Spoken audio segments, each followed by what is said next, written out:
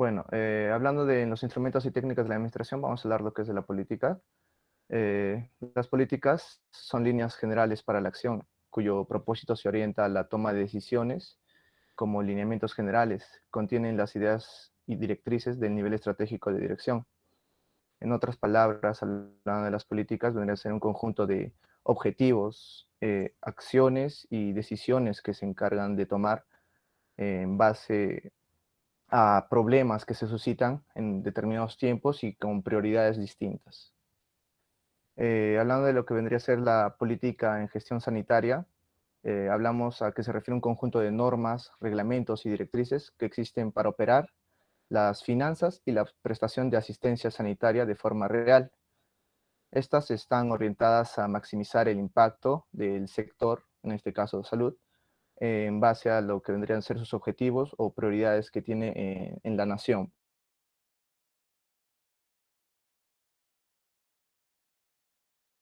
Guiar las acciones, orientar los programas,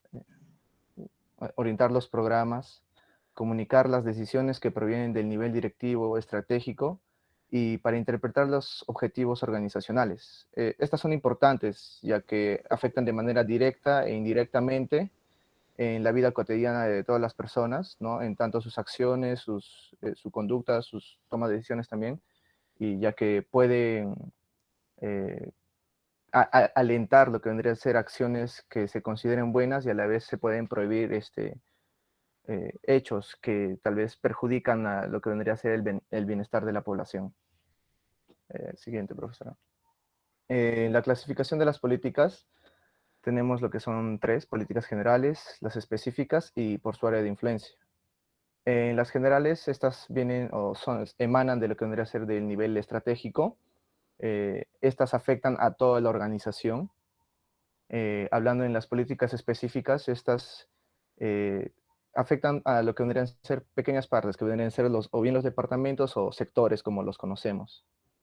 Y cuando hablamos de lo que es por su área de influencia, hablamos de aquellos que tienen como objetivo generar líneas de acción o que más lo conocemos como estrategias, ¿no? Estas se van en determinados sitios o determinadas zonas o hasta en la misma empresa también. En los requisitos de las políticas se encarga pues más que nada para cómo diseñar una política. Hablamos de una redacción clara y con orientación positiva. Hablamos de que los implicados conozcan cuál es el impacto que va a tener esta política. El ser alcanzables, hablamos de que se puedan medir y que se puedan operar.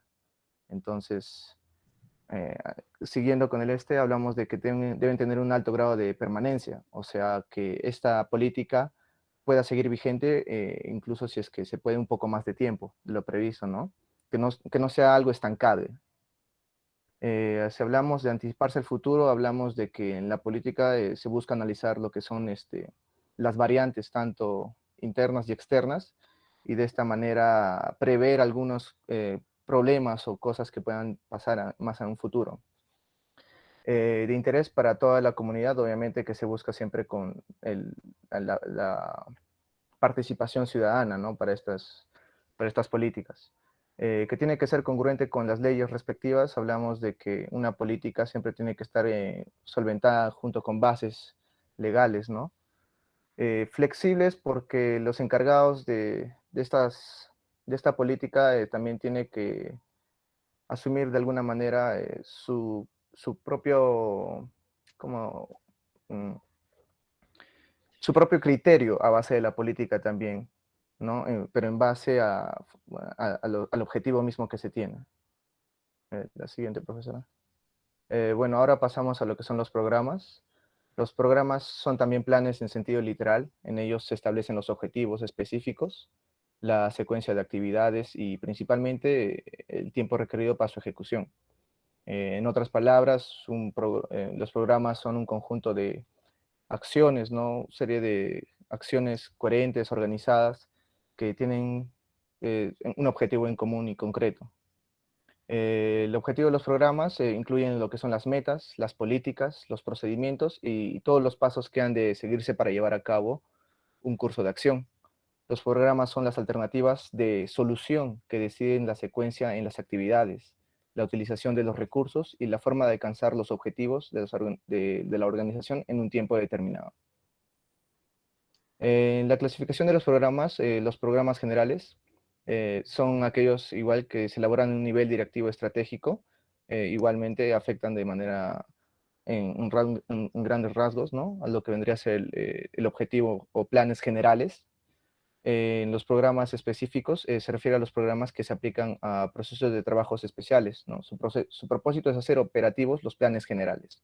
Acá tenemos lo que vendrían a ser los planes de sectores o departamentos, como les mencioné, que son un poco menores, pues, pero tienen en objetivo general hacer el plan general mismo como objetivo. Los que son a largo plazo obedece a la necesidad de tener resultados en un espacio temporal determinado. Tenemos lo que van a ser programas a largo plazo que pueden ser distantes y remotos. Los distantes son no menor a 4 años y no mayor a 6 años. En cambio, los remotos vienen a ser programas mayor a 6 años. Lo que vendría a ser a corto plazo se clasifican en inmediatos y mediatos. Los inmediatos son aquellos que no son mayor de 1 año ni menor de 6 meses, y los mediatos son no menor de 1 año y mayor de 2 años. Siguiente, por favor. Las características de un programa igual vienen sus datos generales de lo que vendría a ser el departamento o el encargado de hacer todo eso. La introducción, donde va reflejado lo que es el objetivo y todo lo que se va a plantear en ese programa. El diagnóstico administrativo es una parte fundamental, ¿no?, del programa, porque aquí vamos a ver todo el análisis que se va a realizar. La justificación, en la justificación del programa hablamos sobre cuál es el propósito de este programa y cuáles son los objetivos a los que se quiere llegar. En los objetivos se detalla con más detenimiento porque es un análisis de cómo se va a llegar a este objetivo. La organización, hablamos de todos los entes que van a estar, ¿no? Los recursos humanos, los recursos económicos que se van a llevar, ¿no? El presupuesto, hablamos sobre el estudio de qué se va a hacer, cuánto va a ser el gasto, qué cosas se van a venir a invertir en este programa. Y las actividades son, claro, a base de lo que vendría a ser todo lo que se va a hacer, quién lo va a hacer, cómo lo va a hacer y cuándo lo va a hacer. Siguiente, por favor, profesora. En las normas. Las normas son señalamientos de observancia general que se establecen para orientar la conducta en un sentido positivo. El objetivo de las normas en la organización es establecer señalamientos generales para orientar la acción del personal hacia un logro de los objetivos organizacionales y mantener la disciplina y el orden. En los requisitos de las normas tenemos que se debe fijar por escrito, ya que estas son disposiciones legales que se deben cumplir. Hablamos también de la difusión, ya que en el texto menciona que deben difundirse en toda la organización porque todo el personal debe conocer sobre estas normas. Se tiene que también orientar a la conducta, que es una norma que estatuye un deber. Su propósito es que la conducta mostrada sea la conducta debida en la empresa, ¿no? La siguiente, profesora. Le paso la palabra a mi compañera Emma.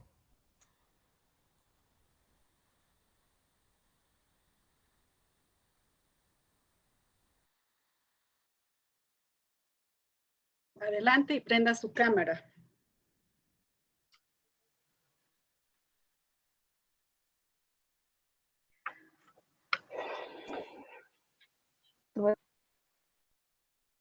Ya.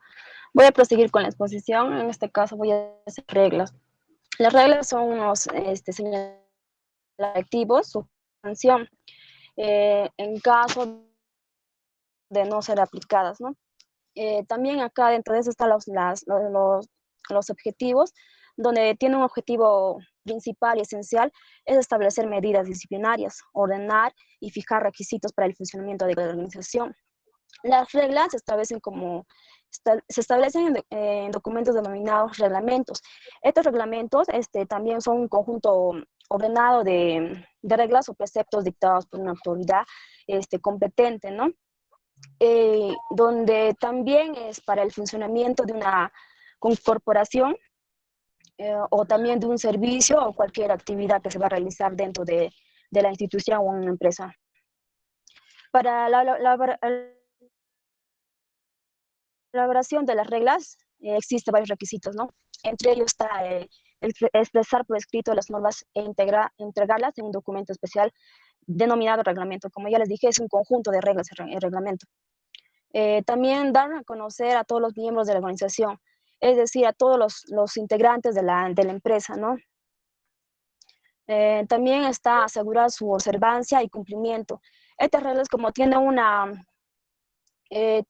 como están sujetos a sanción, se tiene que dar cumplimiento como ¿no? Dentro de la institución misma.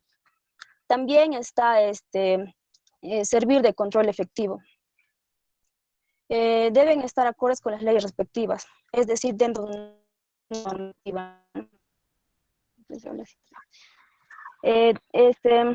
En los manuales tenemos lo que es una concentración sistemática de un folleto o libro fácil de manejar. Dentro de ello están los elementos propuestos a ser un objetivo. Este manual tiene la función de garantizar la conducta uniforme. Y otra función de los manuales es orientar al personal en el desempeño de su trabajo. Los manuales también pueden convertirse en parámetros de control. ¿Por qué? Porque se utilizan para medir y comparar la ejecución de un plan, ¿no? Otro también está, entre los objetivos también está precisar funciones de un evento, donde los miembros tengan una fuente de información clara y precisa y ordenada, ¿no? Adecuada. También está lo que es simplificar el trabajo, actuando como un elemento de consulta para la realización del trabajo. También otro podría ser lo que es orienta a la selección del personal por medio de las descripciones del puesto de trabajo en que se desenfoca el trabajador dentro de la empresa. Dentro de su clasificación tenemos por su área de aplicación y por su contenido. Por su área de aplicación está dividido en dos, que son macroadministrativos y los microadministrativos, ¿no? Dentro de los macroadministrativos se deduce que contienen los elementos relativos a la organización. Esto incluye los departamentos, incluye las áreas, incluye las secciones y las relaciones externas, ¿no? En cambio, en el microadministrativo están ya también, o sea, o integra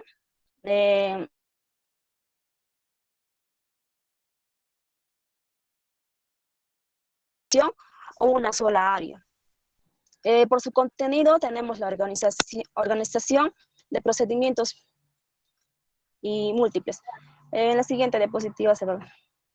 Los manuales de organización, estos contienen los elementos administrativos que expresan la esencia de la organización y su funcionamiento. Estos manuales también dentro de su organización tiene que tener varios aspectos. Entre ellos está el manual de objetivos, ¿no? El manual de objetivos está enfocado la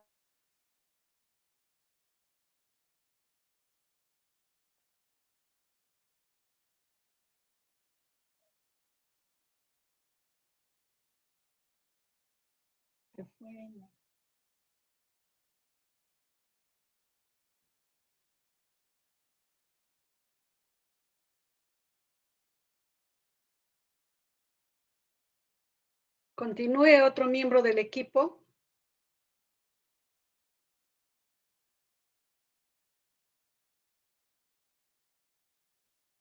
Vamos a continuar. Creo que es su internet. Ya mismo.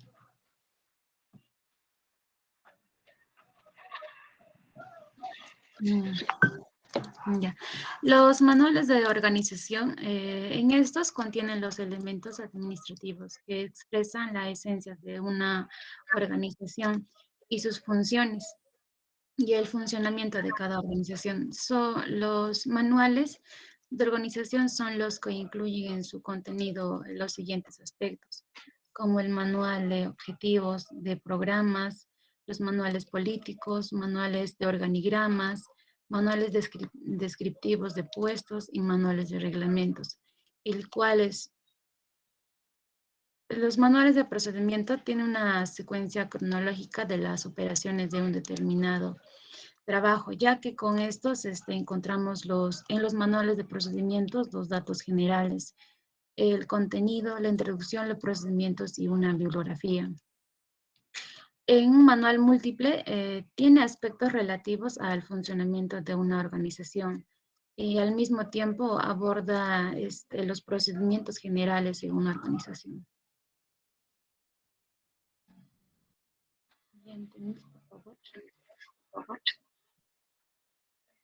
Ya, acá encontramos los procedimientos administrativos. Un procedimiento administrativo es un documento técnico sistematizado que contiene una descripción detallada y de secuencia con acciones que sirven para una ejecución de procesos de organizaciones, en el cual hay procesos y actividades y al cual interviene una unidad orgánica. La finalidad de los procesos administrativos es establecer formalmente los procedimientos requeridos en una organización y para que así logren el cumplimiento de los objetivos y las funciones de una organización. La utilidad de un procedimiento, de los procedimientos administrativos debe ser utilizado como un instrumento el cual va a ser el flujo flujo de información y documentos para un para un desarrollo de un plan estratégico en el sistema de una entidad, ya sea de una entidad o de un sector.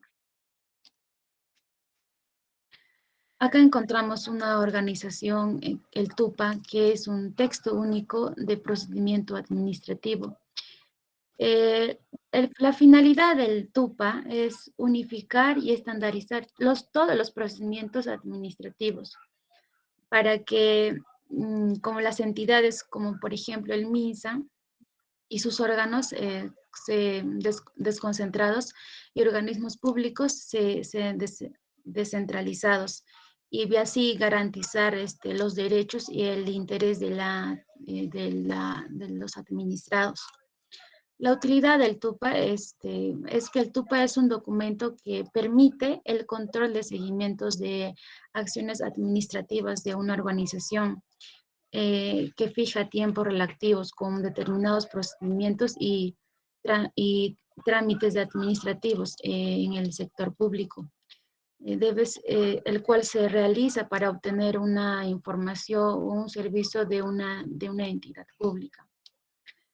El objetivo del TUPA es, sin lugar a dudas, el objetivo principal es que cada administrativo sepa el tipo de trámite que se está realizando en cada institución y los requisitos que son exigidos para la realización de cada trámite. ¿Qué es la ley número 27.444? La ley se encarga de regular los procedimientos de naturaleza administrativa que siguen los usuarios en entidades administrativas públicas. Siguiente. Ya. Acá vamos a redundar de nuevo las normas, el cual es la norma en la salud exclusivamente es un orden público que regula la materia sanitaria y así como la protección del ambiente en la salud o la asistencia médica y la recuperación, rehabilitación del paciente. Encontramos otra entidad que es el ROC, que es el Reglamento Organizacional de Funciones. Es una entidad que es un documento técnico normativo de gestión institucional, que el cual establece una estructura orgánica en una entidad, también las funciones generales específicas de una entidad y con cada uno de sus órganos y unidades orgánicas también. El ROF establece también las relaciones de coordinación y control con los órganos y unidades orgánicas y entidades el cual corresponda. Las entidades tienen sus determinadas, las diferentes entidades tienen sus determinados ROF dependiendo de qué establecimiento.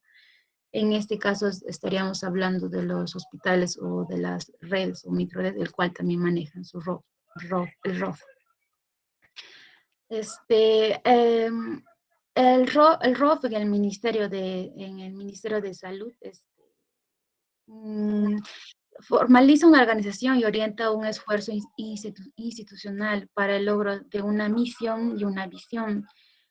Dentro del ROF encontramos pues diferentes, la misión, la visión de una determinada organización o establecimiento, el cual la misión sería el cual encontramos la misión, que es la razón, la visión, en donde se dirige la meta, ya sea a corto o largo plazo.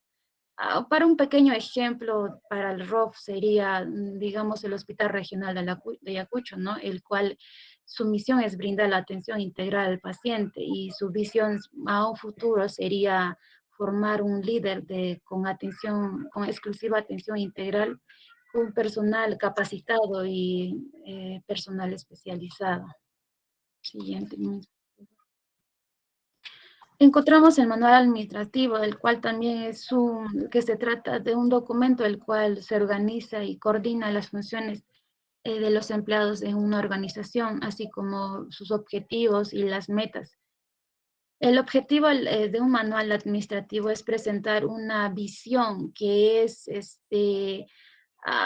una meta, como dije, es una meta a corto y largo plazo, de una empresa y de departamentos que lo componen. También su objetivo es concretar cuáles son las funciones propias de cada unidad administrativa y también jerarquizar dichas unidades administrativas.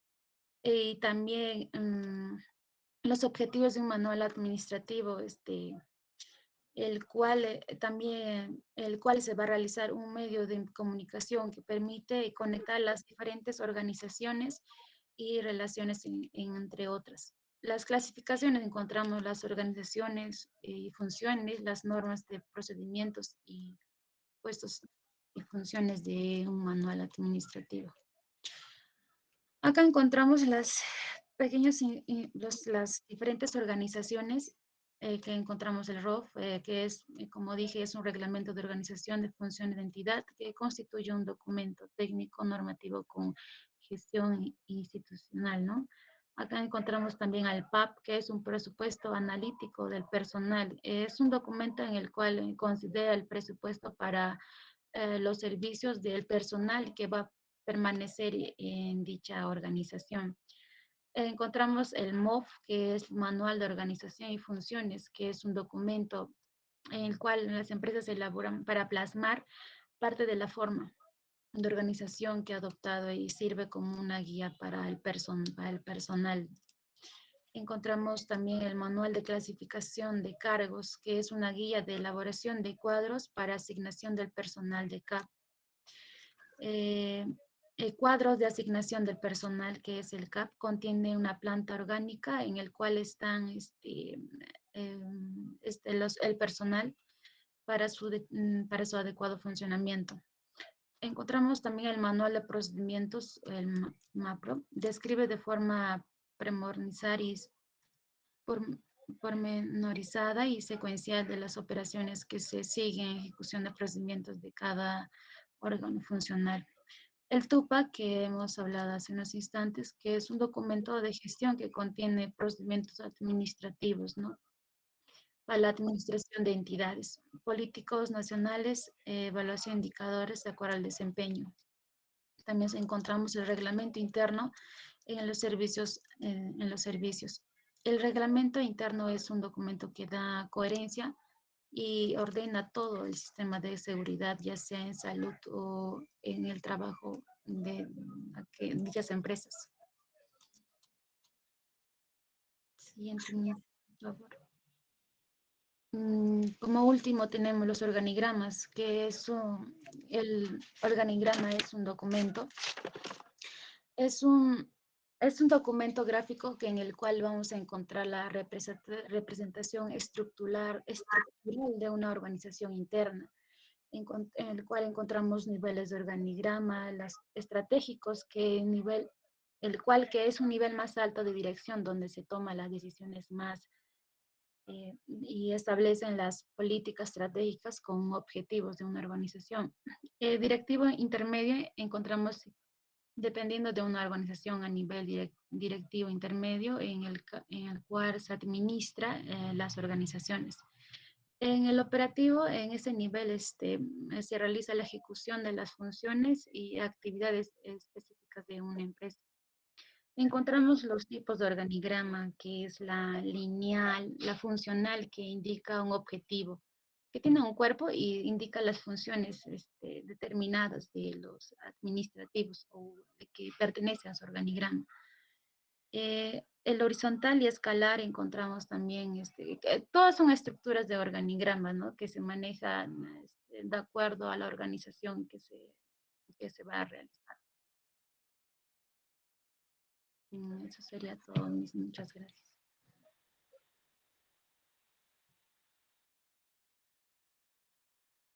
Bueno, tienen la palabra ustedes. Tienen que prender su cámara, todos los miembros del equipo.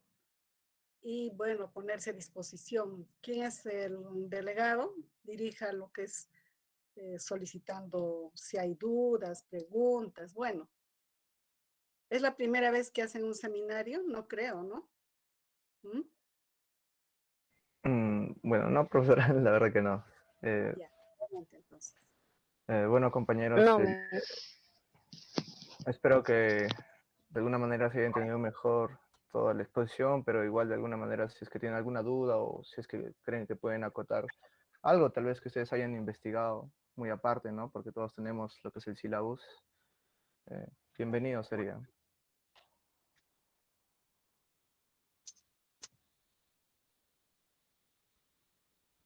¿Algún compañero que tal vez tenga alguna ¿hay duda? alguna pregunta, por favor? O tal vez para ustedes quedó claro. Chicos, ¿están ahí? Bueno, si no hay preguntas, les damos un aplauso a sus compañeros y vamos a proseguir con nuestra clase. ¿Sí? Un aplauso a sus compañeros. A ver, por lo menos den evidencia de que están ahí. Yes.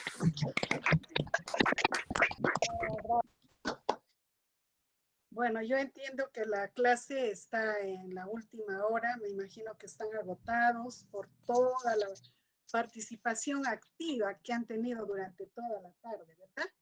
Seguramente en las primeras horas ustedes levantan la mano a todo, participan, son activos.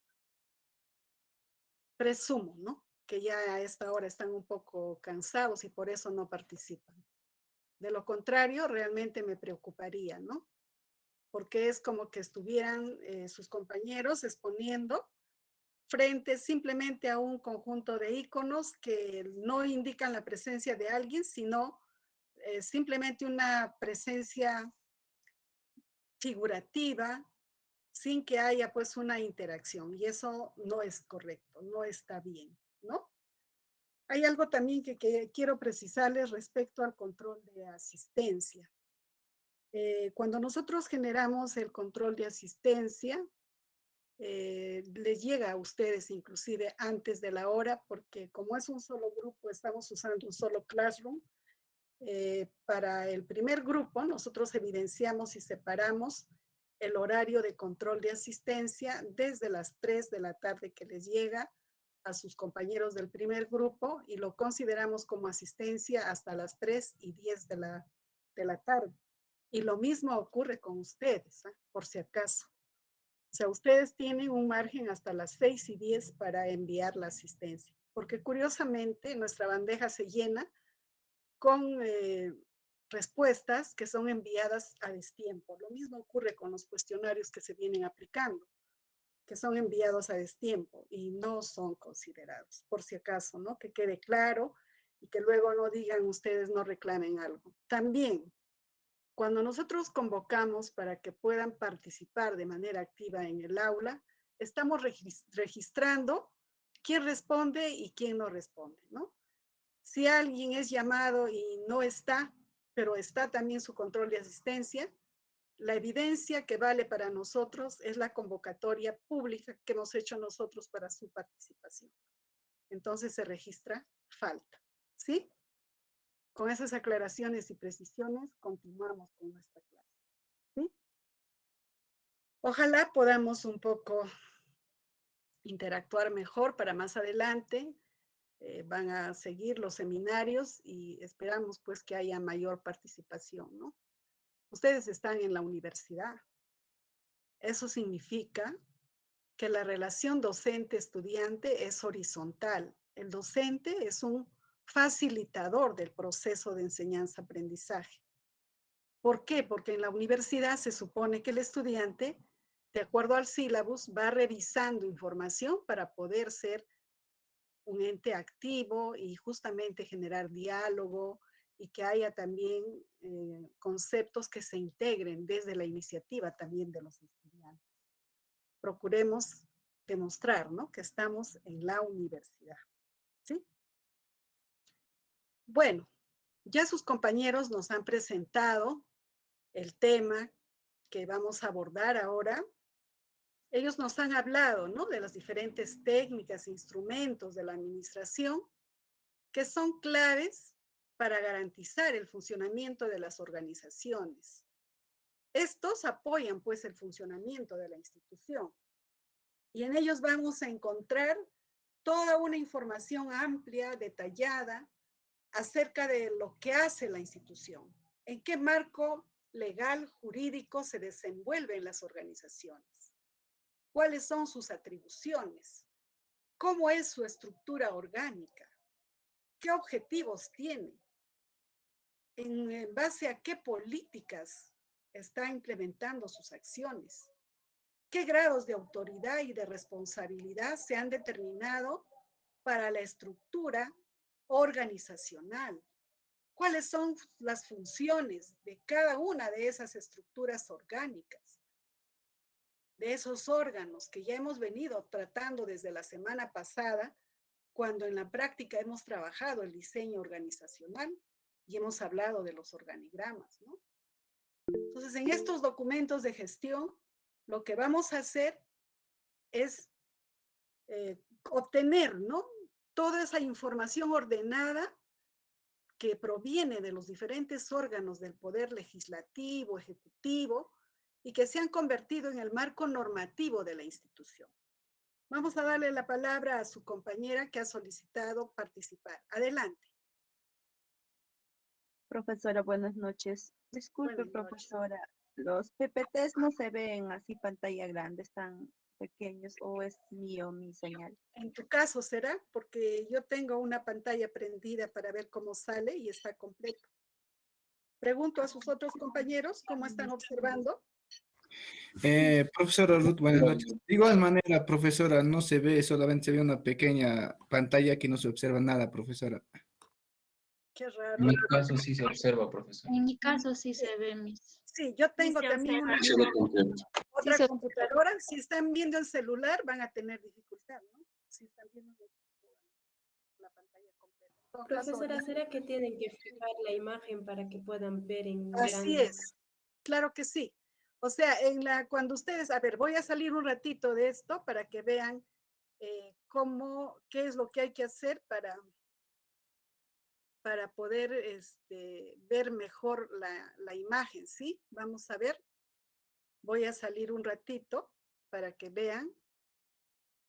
Miren, si nosotros estamos en esta presentación donde estamos viendo a todos los que están participando, acá tengo yo estos tres iconos, ¿no? Este es para fijar la pantalla. Por ejemplo, acá vamos a fijar a Rosa Luz Tenorio. Entonces, ella pasa a tener toda la pantalla para nuestra visualización. ¿Se dan cuenta? Y nuevamente yo le retiro y pasa nuevamente a estar tan igual como los otros, ¿sí? Entonces, lo que tienen que hacer quienes están viendo una pequeña parte es eso, ¿no? O sea, fijar la presentación que estoy haciendo en este icono, ¿no? Que ahí de inmediato les va a aparecer fijar pantalla, entonces va a agrandarse la presentación. ¿Estamos de acuerdo?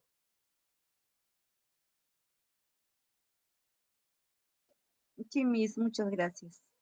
Ya, continuamos. Entonces, en todos estos instrumentos y técnicas de administración vamos a encontrar esa información que es clave, ¿no? Para conocer dentro del marco jurídico legal qué le compete a esa organización, ¿sí? Y todo ello pues se sustenta, como decíamos, en ordenamientos legales que son emanados desde el Poder Legislativo, el Congreso de la República, mediante decreto ley, o del Poder Ejecutivo, desde la Presidencia del Consejo de Ministros, que va a convertirse en un decreto supremo, ¿verdad? Que es firmado por el presidente del Consejo de Ministros y el presidente de la República, ¿no? Dependiendo del tipo de técnica, del tipo de instrumento, estos nos van a permitir conocer una visión en conjunto de toda la institución. Vamos a poder precisar las funciones, ¿no? Que se han encomendado a cada una de las estructuras de la organización. Esto nos va a permitir a la vez deslindar responsabilidades, evitar que se dupliquen las funciones, las actividades, pero también a la par nos va a permitir detectar omisiones, ¿no? Es decir, que pueda haber que se haya dejado de largo o se haya dejado de lado una función que es clave para la organización y que responde a su misión institucional, ¿no? También vamos a coadyuvar a la correcta ejecución de todas las labores que son encomendadas al personal de la institución, porque lo que buscamos es que haya uniformidad en el trabajo. Es decir, que cada vez que un trabajador de la institución cumpla una función, esta se realice en base a parámetros que previamente han sido determinados, una secuencia lógica de pasos estandarizados, revisados, optimizados, que lo que buscan es la satisfacción de los usuarios, de aquellas personas que vienen a demandar nuestra atención. También nos van a permitir promover el aprovechamiento racional de los recursos humanos de la institución, de los recursos materiales, de los recursos financieros, de los recursos tecnológicos que están disponibles. Muchas veces cuando no conocemos cómo es que se desarrolla un procedimiento con un equipo de última generación que ha llegado a nuestro establecimiento, y que quien sabe no se ha socializado el manual de procedimientos de ese servicio que se ofrece con ese equipo, lamentablemente transcurren años, décadas, y cuando se quiere ya usar, porque alguien descubre ese manual o alguien nuevamente le da importancia a ese equipo, ya está obsoleto y quién sabe ya no puede ser utilizado, ¿no? También sirven para todo ese proceso de inducción del personal nuevo en las organizaciones.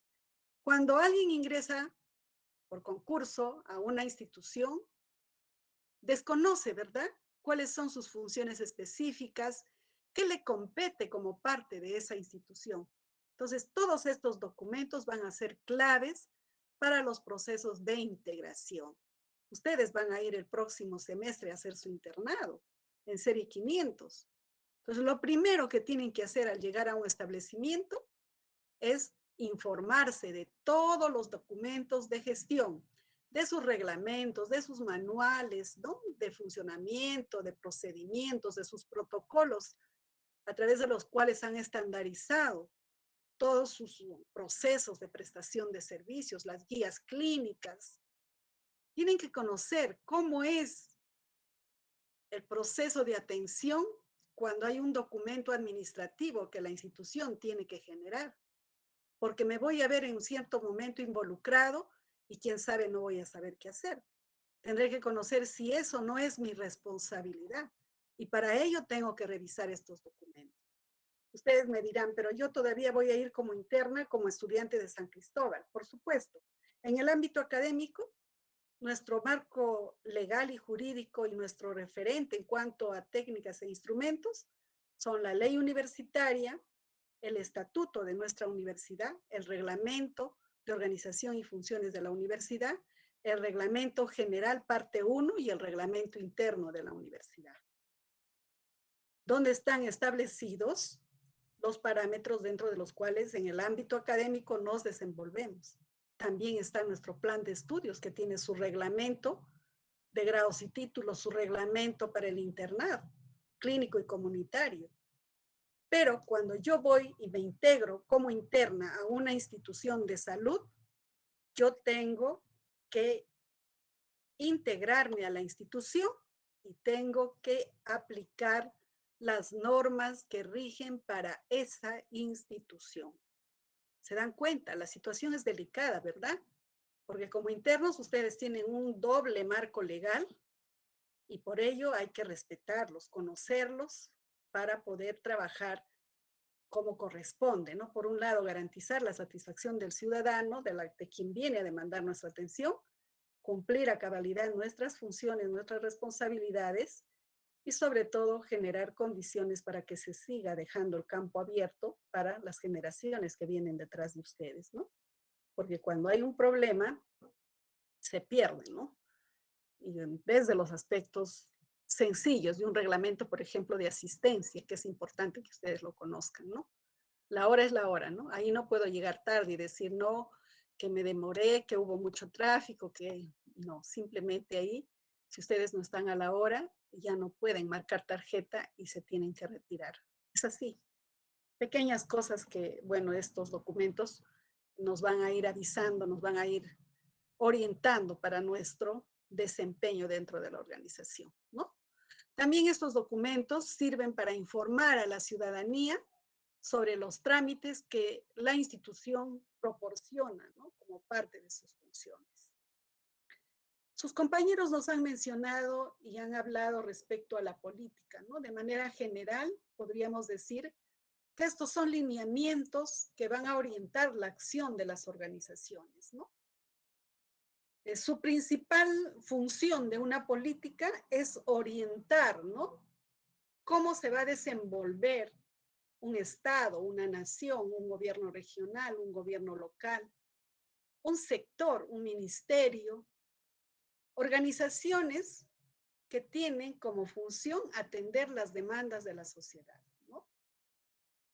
En una política se determina qué camino, qué ruta estratégica voy a seguir para conseguir los objetivos organizacionales. ¿Y cuál va a ser mi prioridad en un escenario determinado, ¿no? Por ejemplo, la pandemia que estamos viviendo ha obligado a reorientar la política nacional, todas las acciones desde el Estado para garantizar la salud de la población, ¿verdad?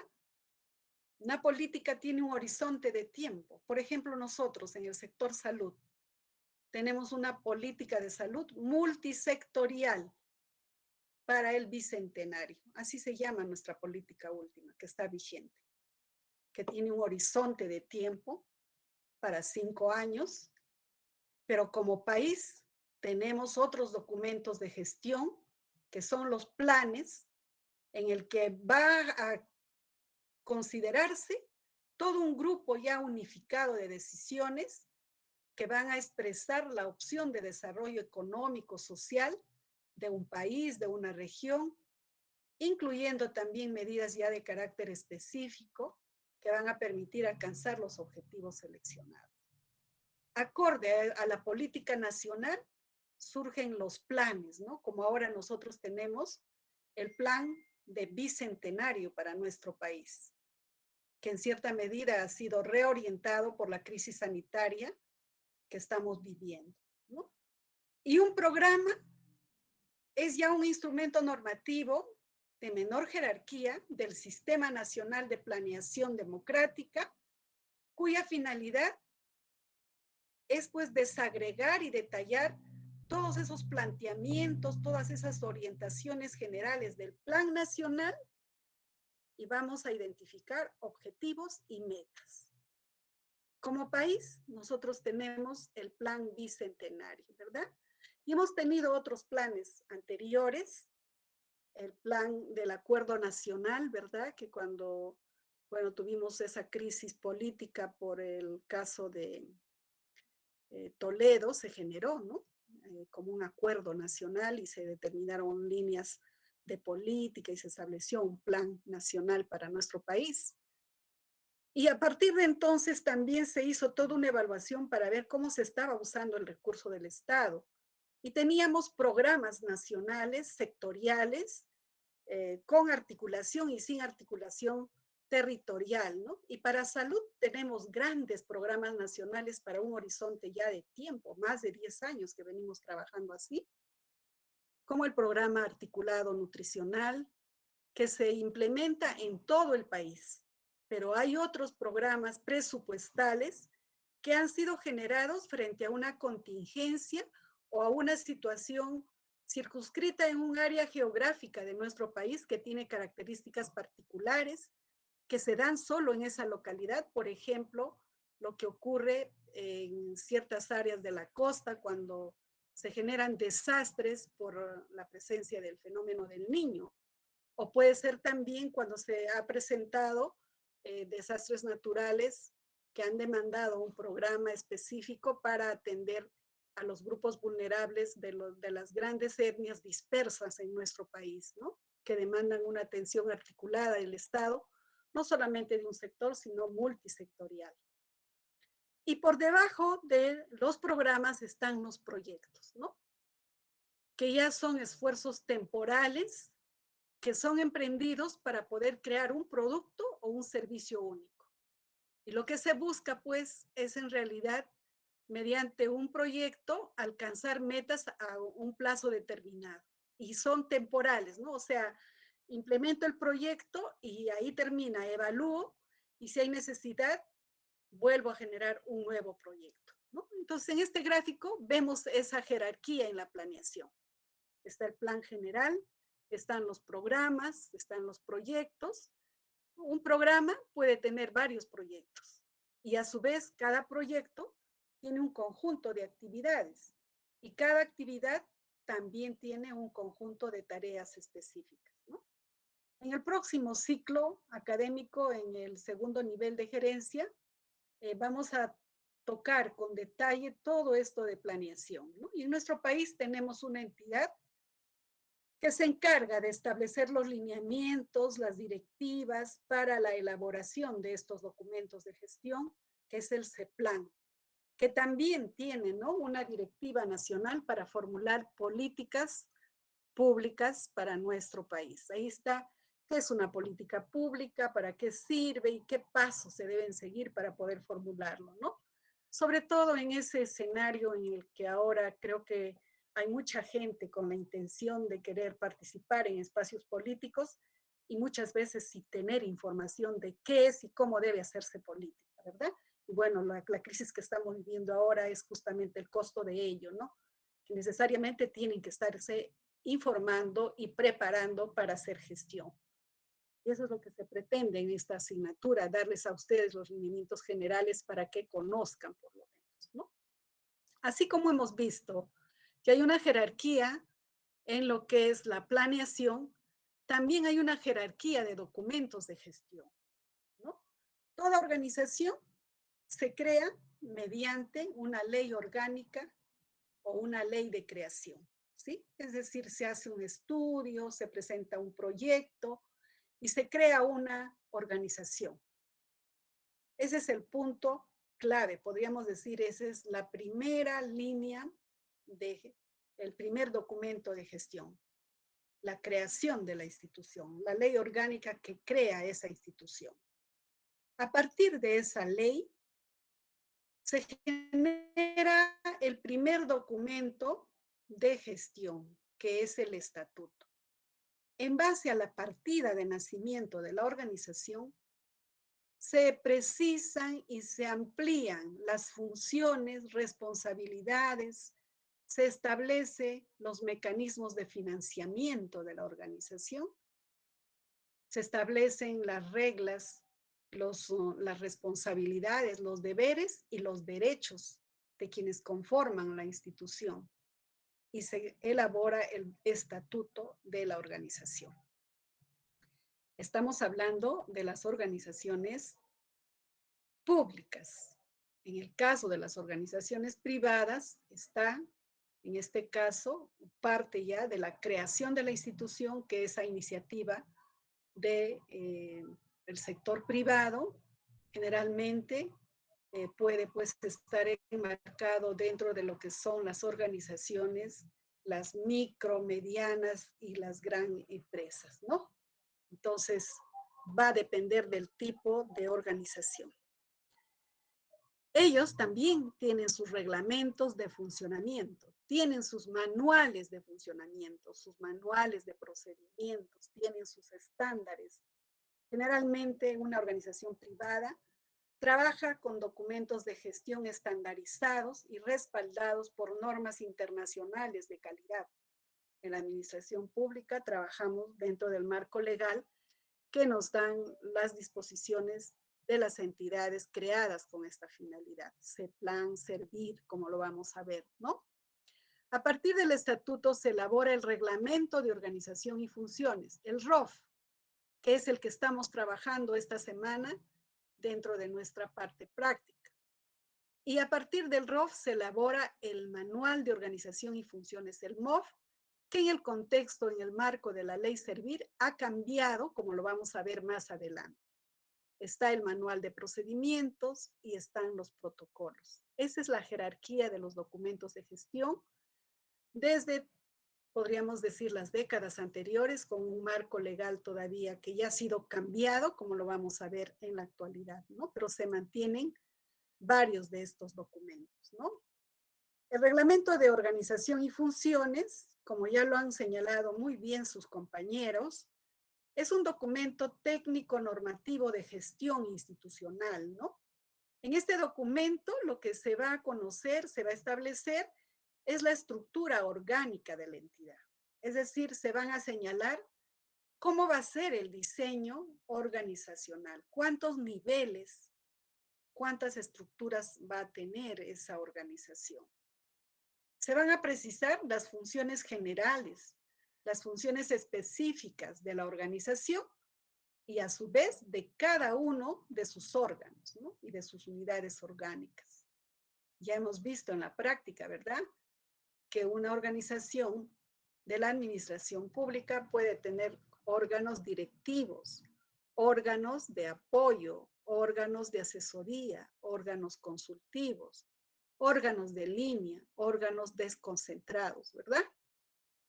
También se establece de manera clara en este documento de gestión las relaciones, ¿no?, de coordinación, las relaciones de control entre los diferentes órganos, entre las diferentes unidades orgánicas y también la coordinación con otras entidades cuando sea necesario, ¿no?, cuando corresponda.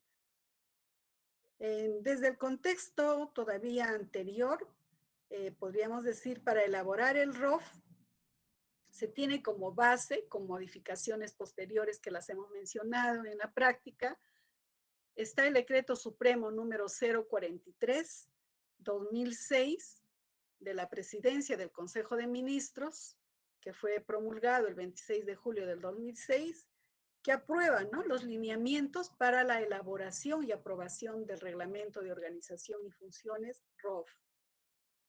En el artículo 3 de esta norma se establece que las entidades del sector público deben seguir esos lineamientos para elaborar y para aprobar el ROF. ¿Cuándo es necesario aprobar un nuevo ROF? Cuando se crea, pues, una nueva entidad, cuando resultado, ¿no?, de ese proceso de modernización y de descentralización del Estado, se identifica que hay entidades que están cumpliendo la misma función en un ámbito geográfico que no demanda la existencia de esas organizaciones. Entonces, se determina que se fusionen las entidades y ahí es necesario trabajar pues un ROF nuevo para esa entidad que resulta de esa fusión de esas dos entidades, ¿no? También por efectos de la transferencia de funciones en el marco del proceso de descentralización, ¿no? De igual manera, ahí se va a encontrar que hay la necesidad de establecer de manera clara si ha habido un proceso de descentralización, se supone que ha habido delegación de responsabilidades a otros niveles de la estructura del Estado. Entonces también es necesario modificar el ROF, ¿no?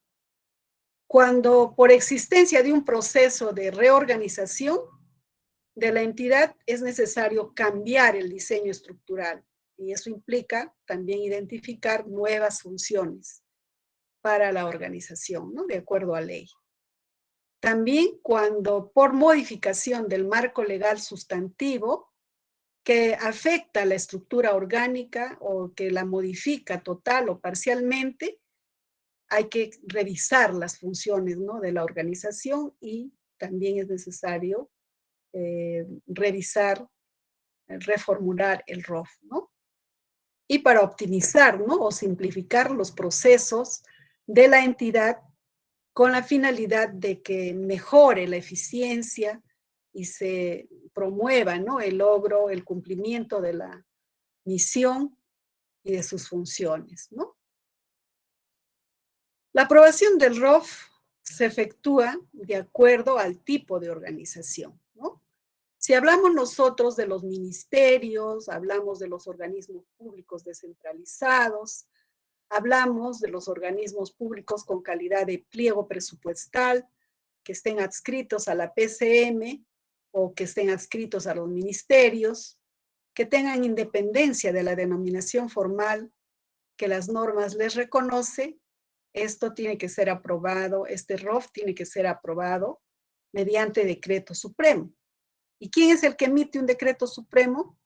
La PCM, ¿verdad? La Presidencia del Consejo de Ministros. Y ese decreto es el que va a amparar el ROF. Si hablamos del Poder Judicial, del Ministerio Público, del Jurado Nacional de Elecciones, de la Oficina Nacional de Procesos Electorales, si hablamos de la RENIEC, si hablamos del Consejo Nacional de la Magistratura, de la Defensoría del Pueblo, de la Contraloría General de la República, del Tribunal Constitucional, si hablamos de las universidades públicas, de la Superintendencia de Bancas, Seguros y Administradoras Privadas de Fondos de Pensiones y del Banco Central de Reserva del Perú, se aprueba mediante la resolución del titular, ¿no? O sea, esas instituciones tienen esa potestad, revisar sus ROF que se ha aprobado por resolución del titular. Si hablamos de organizaciones que pertenecen al gobierno regional, se aprueba por ordenanza regional. Entonces ahí está esa tingencia.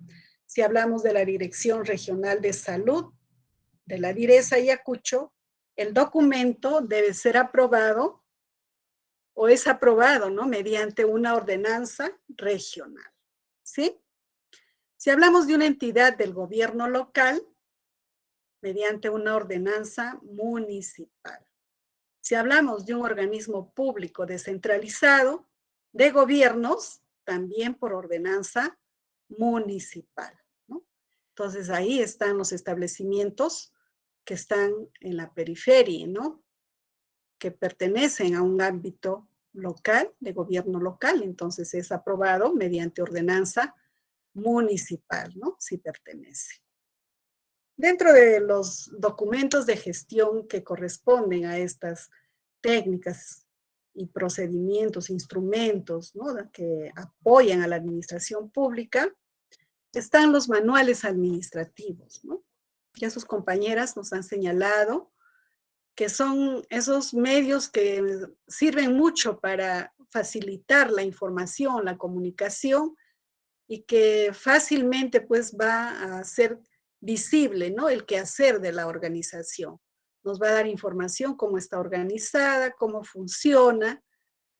Y ese documento de manera ordenada, sistemática, nos va a presentar también información respecto a la historia de la organización. Cómo fue creada, quiénes son sus héroes. Esta información es clave para poder entender la cultura organizacional, ¿sí? Entonces, saber cuáles son las fechas símbolo de esa entidad, cuál ha sido el día de su creación, quiénes han sido sus creadores, sus fundadores. Todo ello va en este documento y también se establece ahí cuál es la política y los procedimientos que tiene como claves la institución y que le van a permitir cumplir su función y ejecutar el trabajo que tiene previsto, ¿sí? Está también el MOF en un escenario todavía que nos encontramos en el sector salud en tránsito hacia el nuevo marco Servir, ¿no? El MOF, pues, es un documento que va a describir cómo es la estructura orgánica, qué funciones tiene cada elemento de la organización. Pero en este caso ya llega a precisar tareas mucho más específicas para cada puesto de trabajo de la organización, ¿sí? También ahí se conoce cuál es la autoridad asignada para cada miembro de la organización. Es decir, cada trabajador conoce quién es su jefe inmediato, a quién tiene que reportarse, a quién debe solicitar permiso, de quién depende jerárquicamente, ¿sí? Contiene de manera ordenada y sistemática toda la información, las instrucciones sobre todo el marco jurídico, las atribuciones, la organización, el objetivo, las funciones de la dependencia o de la organización, y se constituye por ello en un instrumento de apoyo administrativo que describe las relaciones orgánicas que se dan entre los elementos que conforman la estructura organizacional, ¿no? En el nuevo marco recibe otro nombre, como lo vamos a ver. Esta es una herramienta, pues, que nos sirve de consulta porque va a estar registrada toda la información referente a la institución, antecedentes históricos, el marco jurídico administrativo, sus objetivos, la estructura orgánica, va a estar el organigrama, las funciones de los órganos que integran una unidad administrativa, los niveles jerárquicos, los grados de autoridad, de responsabilidad, las líneas de comunicación y coordinación que existen, que están esquematizados y que se resumen, ¿no?, en una organización de una unidad responsable, ¿no? El MOF lo que va a hacer es presentarnos una visión de conjunto de la unidad administrativa. Nos va a precisar cuáles son las funciones de cada unidad administrativa, ¿no? A través de este documento de gestión se busca que no haya, pues, duplicidad de funciones, ¿no? Es decir, que dentro de la institución, dos unidades orgánicas tengan las mismas funciones. También nos va a permitir detectar omisiones, ¿no? Y es clave para deslindar responsabilidades, ¿no? Por eso les digo que cuando van a una institución, lo primero, conocer sus documentos de gestión, ¿no? A quién le compete, le corresponde cada uno de las funciones que se han señalado para cada puesto dentro de la organización. También tiene como objetivo colaborar, ¿no?, en la ejecución correcta de las actividades que están encomendadas al personal y sobre todo proporcionar uniformidad, ¿no? También nos va a permitir el ahorro de tiempo y esfuerzos en la ejecución de las funciones, ¿no?, evitando sobre todo que haya repetición de instrucciones y directrices, ¿no? Es que es necesario precisar cuál es la jerarquía dentro de cada unidad orgánica, porque si bien nosotros podemos tener dentro de una estructura de salud la necesidad de trabajar con un enfoque matricial, es decir, que van a haber acciones de diferentes unidades que tienen jefaturas diferentes a en la que estamos nosotros, pero tiene que estar claramente establecido hasta dónde es la responsabilidad de cada miembro de la organización, ¿sí? Nos va a permitir también conocer la información básica para la planeación y para instrumentar medidas de modernización administrativa dentro de la institución. Y como ya hemos dicho para el ROF, también este documento de gestión tiene mucha utilidad para los procesos de integración de personal, ¿no? Aquellas personas que son nuevas y que ingresan a un establecimiento de salud, por ejemplo, fácilmente se van a poder integrar y van a tener un buen desempeño si conocen todos los documentos de gestión de la institución. También es un objetivo ser un instrumento útil de orientación para las personas, ¿no?, que están a cargo de las diferentes unidades de la organización. La base legal del MOF, que ya ahora ha sido cambiado, tiene otro nombre, como lo vamos a ver a continuación. Todavía en nuestro caso en el sector salud está vigente este documento de gestión, por lo tanto tenemos que hacer referencia a estas normas que datan todavía de hace muchas décadas atrás, ¿no? Está la resolución jefatural 095 del Instituto Nacional de Administración Pública, que ya no existe en nuestro país, del año 95, ¿no? Ahí se aprueba esta directiva, que son las normas para formular el MOF. Está el Decreto Supremo número 043-2006 PCM, en el que se establecen los lineamientos también para la elaboración del ROF y del MOF. También las leyes vigentes y sus modificatorias y reglamentos emitidos por diferentes órganos rectores de los sistemas administrativos sobre la gestión pública, ¿no? En este caso, tenemos ahora dos normas que han sido publicadas. Una, el 054, Decreto Supremo 054 en el año 2018, donde se modifica la estructura organizacional de la administración pública, ¿no? O sea, para las organizaciones del Estado. Y la 064 que se ha promulgado el 2020, ¿no? El 2020, modificando la estructura también o haciendo algunas modificaciones a los lineamientos para la nueva estructura organizacional. De manera específica, daríamos referencia para este documento de la Constitución Política del Perú, en su artículo 18, en el párrafo 4, ¿no?, que habla también ahí sobre derechos y responsabilidades de las personas, ¿no?, al trabajar en una organización. Otro documento importante que también se ha mencionado es el Manual de Procedimientos, ¿no?, que también es un instrumento de apoyo administrativo. En este documento se agrupan de manera sistemática, con un objetivo común, describir no toda la secuencia lógica de los procedimientos que se realizan, ¿no? Es decir, se precisan cada actividad que demanda para el procedimiento y se señala de manera taxativa, clara, quién es el responsable de hacerlo, cómo debe hacerlo, dónde debe hacerlo, cuándo y para qué debe realizarse, ¿no? Vamos a ver ese documento en la práctica también.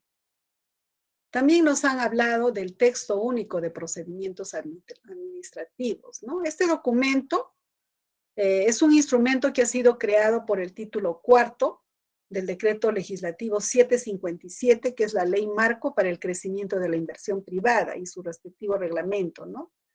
Este decreto legislativo surge cuando, al aplicarse la Ley de Simplificación Administrativa, la 27744, que es la ley marco del TUPA, se necesita, ¿no? Se hace una precisión de que además hay que darle a los ciudadanos una información sobre los procedimientos administrativos que se tramitan ante las diferentes entidades del Estado, precisando cuáles son sus requisitos, sus costos, en qué plazo se les va a atender, a quién tienen que solicitar la respuesta de su demanda, de tal manera que todas las instituciones, por esta norma, por esta ley, están obligadas a tener un TUPA que debe ser también colgado en el portal de transparencia, ¿no?, en el que vamos a encontrar todos los procedimientos administrativos de manera ordenada y sistemática, ¿no? A partir del TUPA, lo que se busca es habilitar a las entidades para tramitar, ¿no?, todos los procedimientos y para cubrir los costos que significa atender, ¿no?, esas demandas de la población y evitar que se sujete a procesos de corrupción, ¿no? En realidad lo que busca el TUPA es eso, ¿no? O sea, evitar de que la gente tenga que estar pagando por debajo para obtener una constancia, para obtener una copia legalizada de una sesión, de un acuerdo que haya afectado sus derechos como ciudadano, ¿no? También sistematizar e incorporar en un solo documento toda la información sobre los procedimientos, sobre los servicios que son prestados con carácter de exclusividad por la institución, ¿no? Es decir, tener sistematizados los procedimientos y darlos a conocer a la población para que ellos sepan dónde, cómo, cuánto cuesta, cuándo le van a atender, ¿no? En ese documento también se ordena y se racionalizan los requisitos, ¿no?, que deben solicitarse para cada procedimiento. Se establecen los plazos legales de resolución de los procedimientos. Se definen las autoridades que resuelven las solicitudes de los administrados, ¿no? Se determina cuánto nos cuesta procesar una solicitud y cuánto debe cobrarse por ese procedimiento. O sea, se estiman porcentajes, lo vamos a ver también en la parte práctica, ¿no? También se deben definir las autoridades que resuelven, ¿no?, las solicitudes de los administrados. Y finalmente lo que se busca es reducir, ¿no?, cualquier espacio para la indeseable corrupción, ¿no? Eso es en realidad su finalidad principal, ¿no? Porque de manera pública se va a saber qué trámites son obligatorios para los administrados, cuáles son los requisitos, qué debe presentarse, ¿no?, de manera así estricta y cuáles son los derechos de trámite que debe pagarse, ¿no? El marco normativo que regula el TUPA para su aprobación, difusión y aplicación está constituido principalmente por la 27444, ¿no?, que es la Ley del Procedimiento Administrativo General, y otras normas que son complementarias, ¿no? Miren, hemos traído acá este principio para el servidor público en general, ¿no? El servidor público necesariamente debe actuar de acuerdo a este principio, que es el respeto.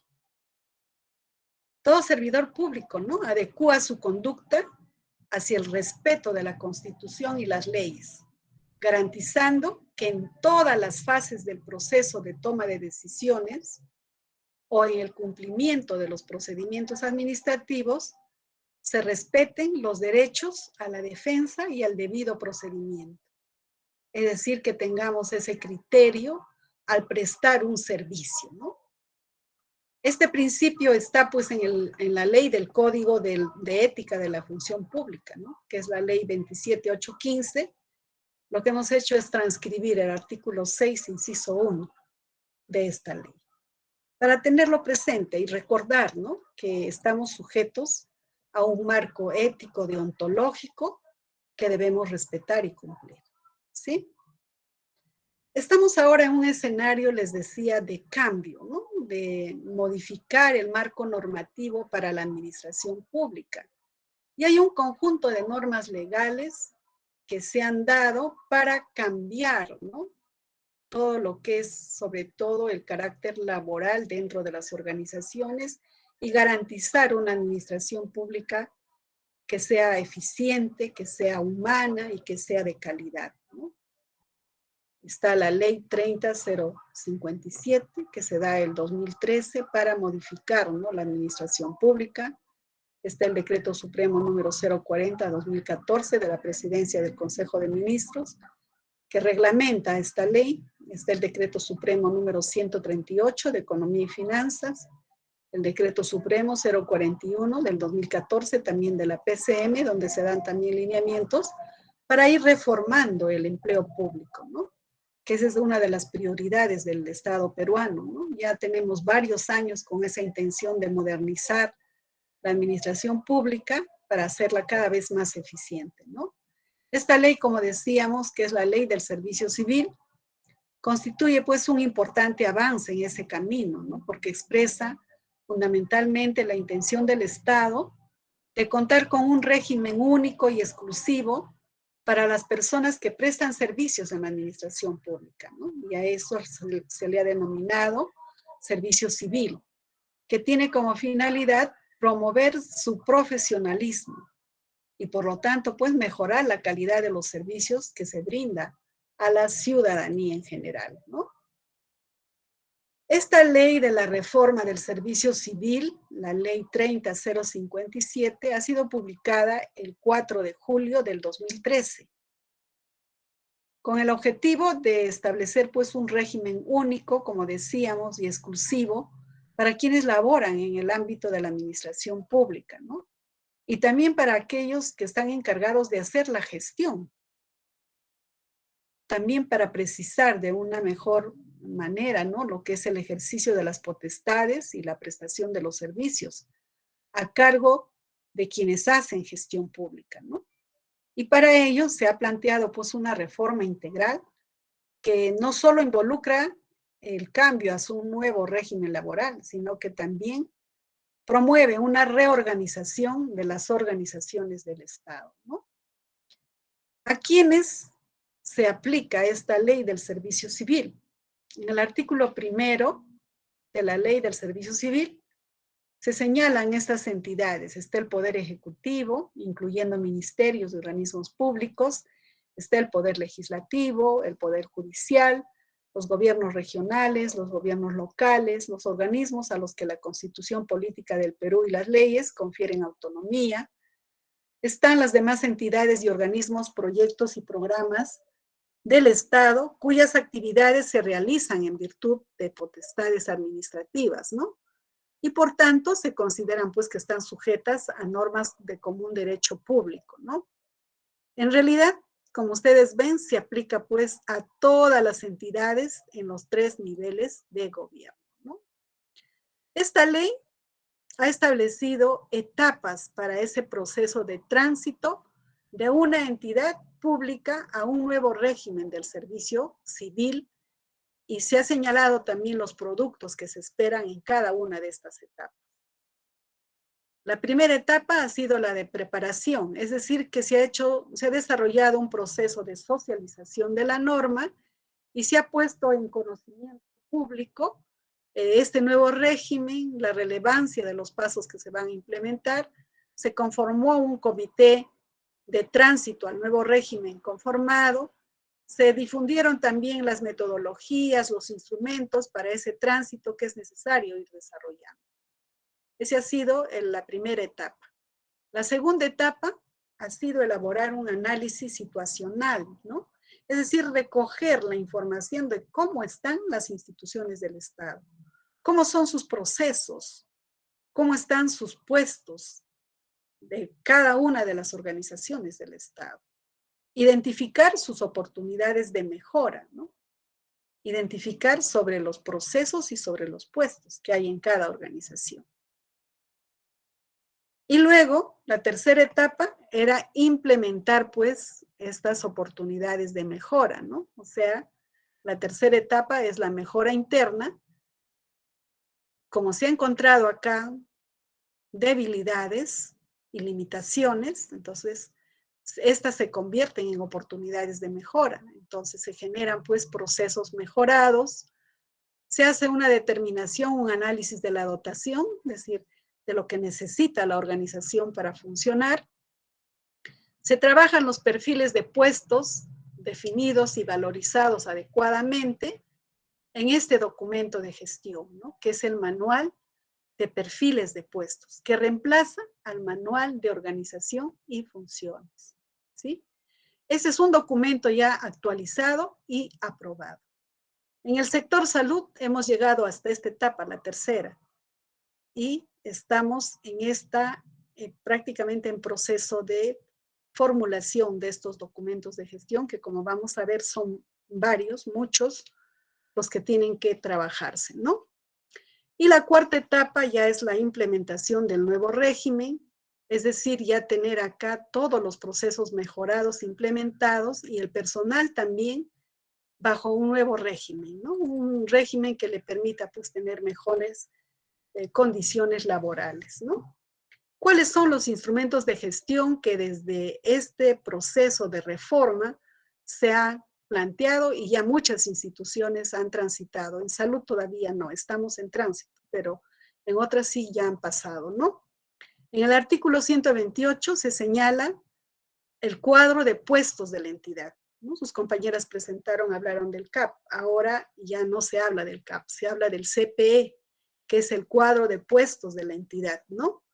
En este cuadro, que es un instrumento de gestión, las entidades van a establecer los puestos, ¿no?, que necesita la organización para funcionar.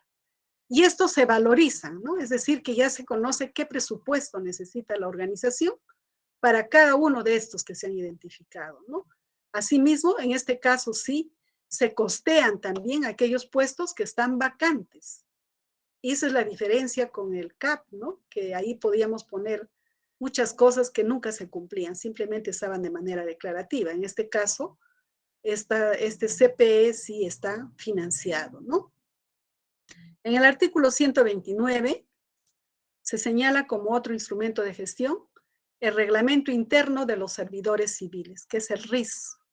O sea, todas las entidades públicas están obligadas a contar con un único reglamento interno de los servidores civiles, que es el RIS.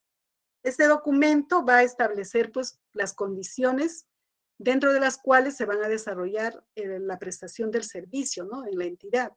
Se van a señalar también los derechos, las obligaciones del servidor civil y de la organización, pero también se van a establecer en este documento las sanciones en caso de incumplimiento de los trabajadores, ¿no? En el artículo 130 está otro instrumento que es el registro de control de asistencia, lo que decíamos, ¿no? O sea, las entidades públicas están obligadas pues a contar con un registro permanente del control de asistencia, ¿no? Es decir, que los servidores civiles tienen que consignar de manera obligatoria el ingreso y la salida dentro de un horario establecido, que corresponde a la jornada laboral, ¿no? Entonces, de acuerdo ya a la naturaleza de la organización, habrá ciertos funcionarios que pueden tener exoneración del registro para ciertos puestos claves, ¿no?, que es necesario guardar cierta reserva. En el artículo 131 se señala otro instrumento obligatorio que son los legajos de los servidores civiles, ¿no?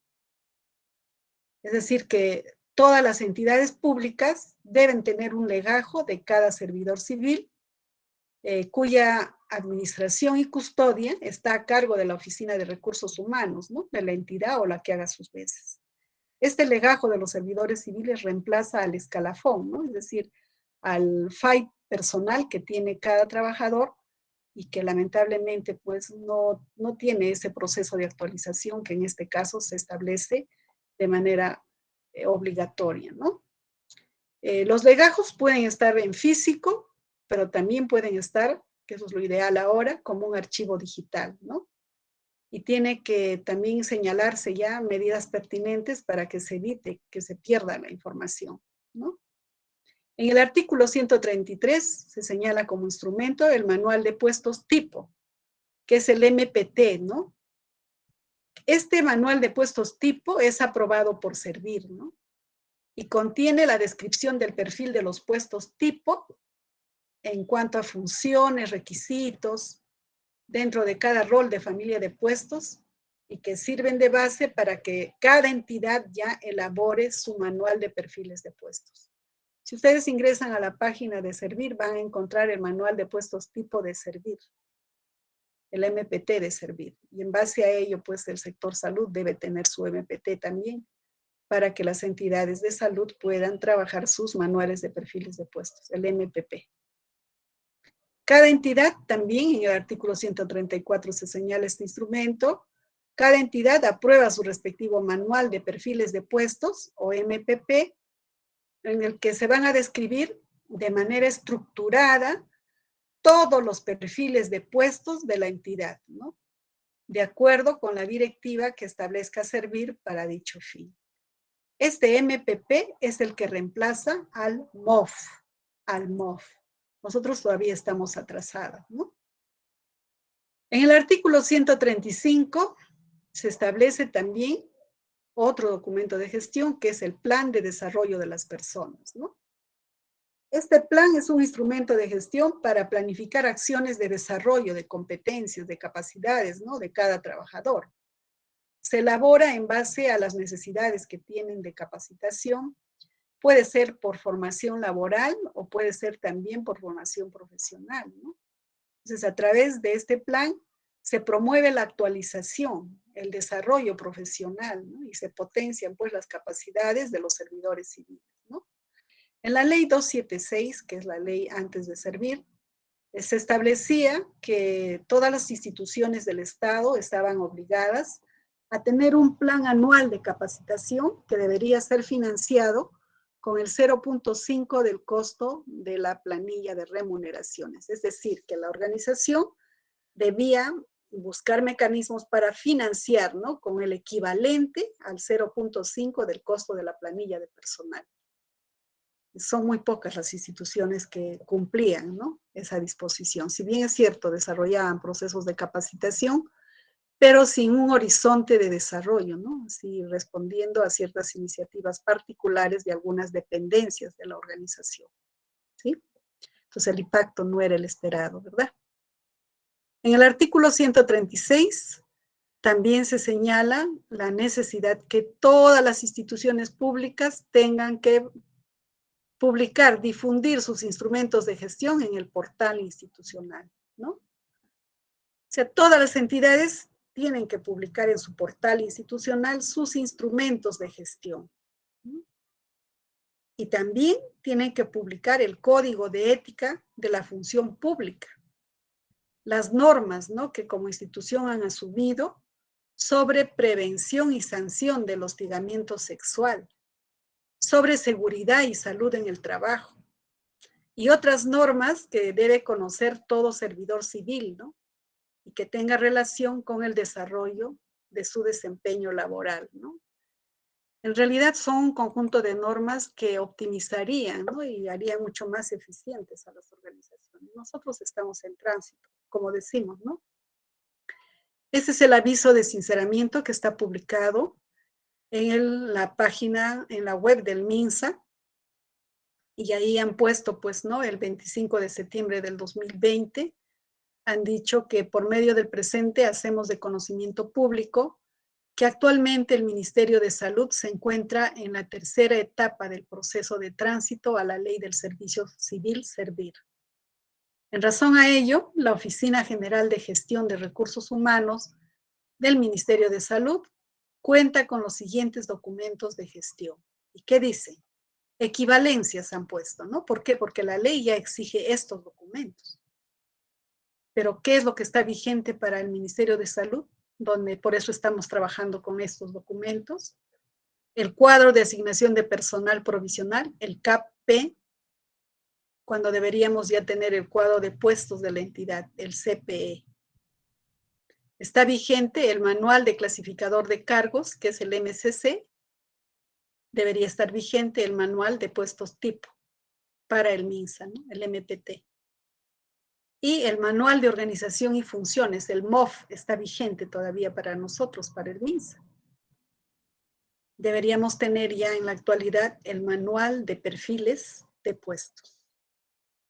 Entonces, salud se ha quedado. Como les decía hace un momento, justificaciones válidas hay, ¿no? Porque el ministerio, pues, ha sido quien ha recibido toda la presión y la carga para atender la contingencia que ha generado, pues, esta crisis sanitaria, de la cual todavía no hemos salido, ¿no? Estamos todavía pagando los efectos de esta pandemia, sobre todo con una crisis en todo orden, ¿no? Económica, social, y lo más triste, sumidos más en una crisis política como país, ¿verdad?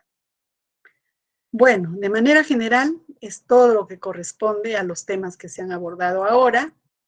Si tuvieran preguntas, si tuvieran alguna duda, bueno, podemos todavía conversar, nos quedan unos minutitos. ¿Sí? Yolisa, adelante, a ver, Yolisa Torre, ¿qué desea hablar?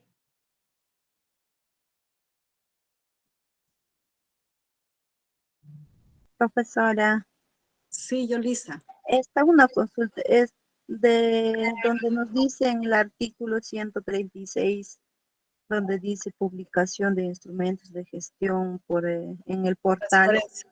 ¿Eso solamente avala lo que son instituciones públicas o también puede ser en privados?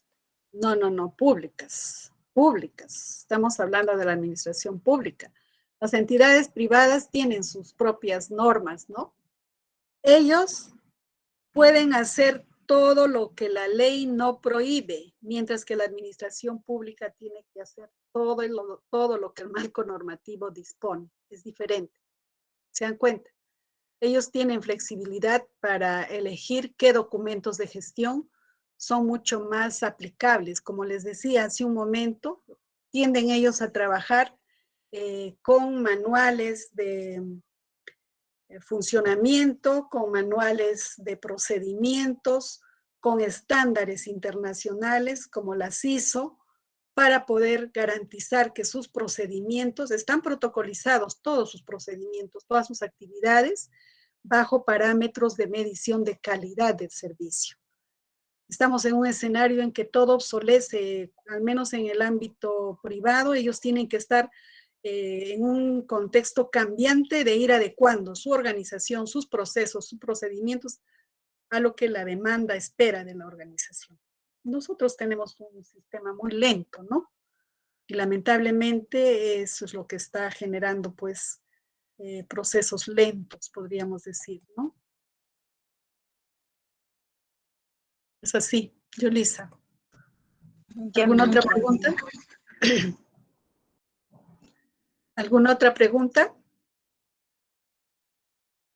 Se ha colgado esto, no sé qué ha pasado. ¿Alguna otra pregunta? Profesora, buenas Así, noches. Jorge Enrique, buenas noches. Tengo una pregunta, profesora. Respecto al MOF, en cuanto usted mencionó de que por la pandemia no se pudo avanzar con este cambio a los perfiles, y usted cree que si no hubiese pasado esta pandemia, se hubiesen hecho esos cambios del MOF al perfiles de lo que usted manifiesta.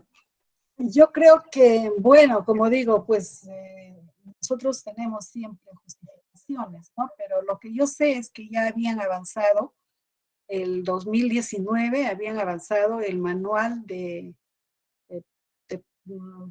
perfiles, pues, de perfiles tipo, ¿no?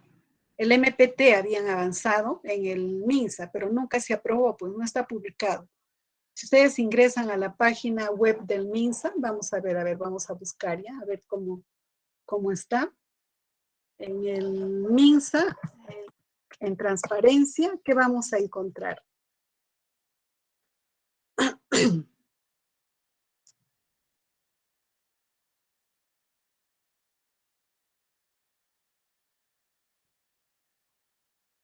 Documentos y normas, dice acá, ¿no? Pero están todos sus documentos antiquísimos, antiquísimos están.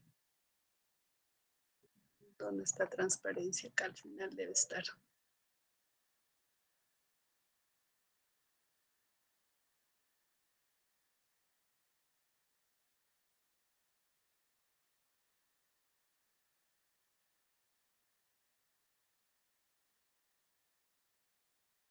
Entonces acá vamos a poner documentos de gestión.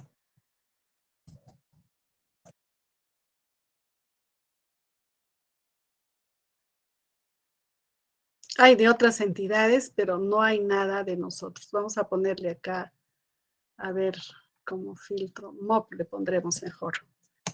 MPP, a ver qué nos va a salir.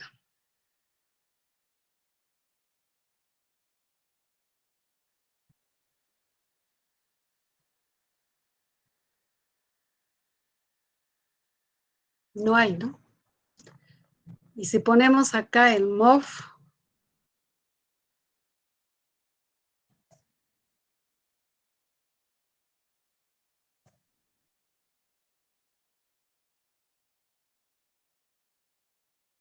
no sé por qué no está saliendo otras cosas. Nos salía el MOF del 2010 del Ministerio de Salud.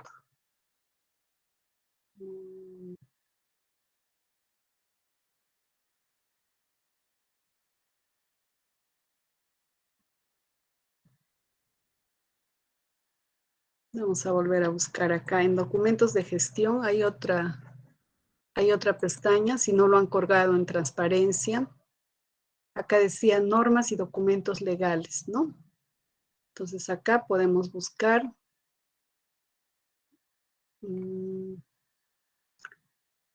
No aparece la entidad.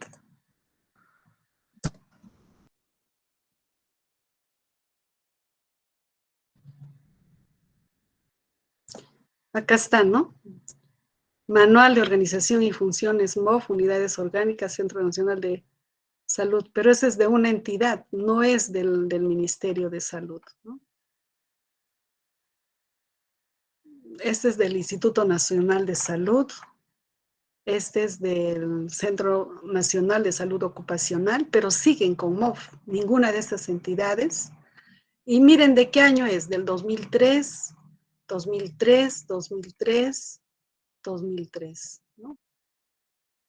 Entonces está totalmente desactualizado, pues, lamentablemente, ¿no? Si ponemos 2022, a ver qué nos va a dar.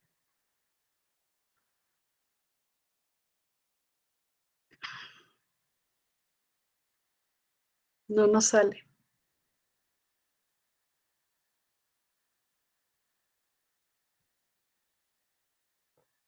Como ven ustedes, no hay información, ¿no? Nosotros hemos encontrado esa publicación de sinceramiento. Aquí vamos a poner a ver si hay otra nota.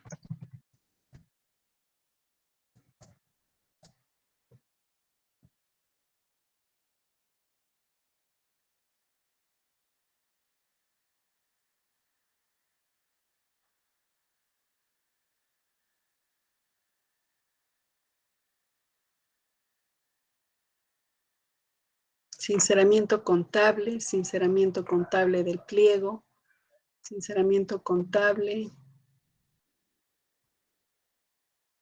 saldos de cuenta contable, de cuenta en salud pública, notas de reflexión, saldos de cuenta.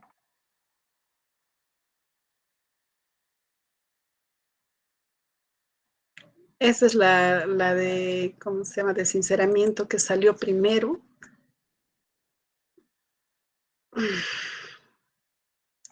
Pero esa es de la Unidad Ejecutora de Administración Central, ¿no? Que también ahí se hizo todo un proceso de sinceramiento. No encontramos esa información, ¿no? A pesar de que deberían tener por lo menos un MOF pues, del 2018, el que está publicado. Es el último que he encontrado yo es del 2010. No he encontrado otro, no sé, salvo que haya pues en alguna otra página o haya. Le pondremos acá mejor sinceramiento.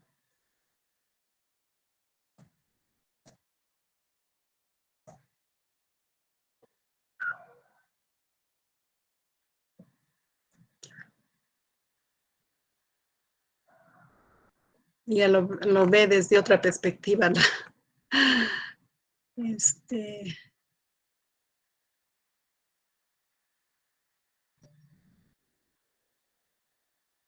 No hay información, pues no hay. No hay, ¿no? En realidad es una situación que seguramente, bueno, va a meritar que necesariamente tenga que tomarse algunas medidas porque estamos en un proceso, como digo, en el que teóricamente estamos mejorando las organizaciones de la administración pública, ¿no? Y no encontramos.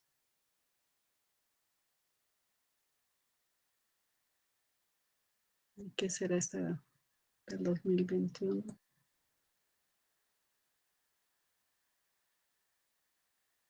Es todo sobre salud ocupacional, salud, ¿no? Bueno, me hubiera gustado mostrarles dónde está publicada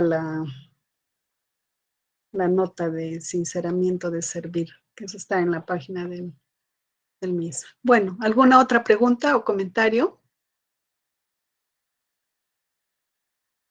¿De qué dependerá que las cosas caminen dentro de las organizaciones? ¿Qué dicen ustedes? ¿De quién depende?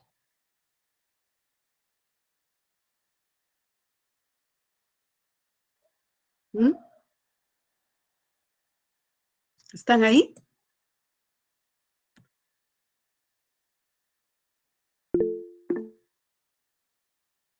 De buenas leyes, no tanto. De las personas, ¿no? Quienes hacen gestión, de ellos depende mucho. Tienen que prepararse por eso, para hacer gestión. ¿Mm? De quienes dirigen la organización, efectivamente. No tanto de las unidades estructurales, no. De quienes hacen gestión, ¿no? Depende de cómo se dirija, cómo se lidere esos procesos. Bueno, damos por terminada nuestra clase de hoy. Nos vemos dentro de la otra semana. Trabajan con el doctor Manglio la siguiente semana, ¿no? Cuídense mucho. Un abrazo a cada uno de ustedes. Hasta la próxima semana. ¿Sí?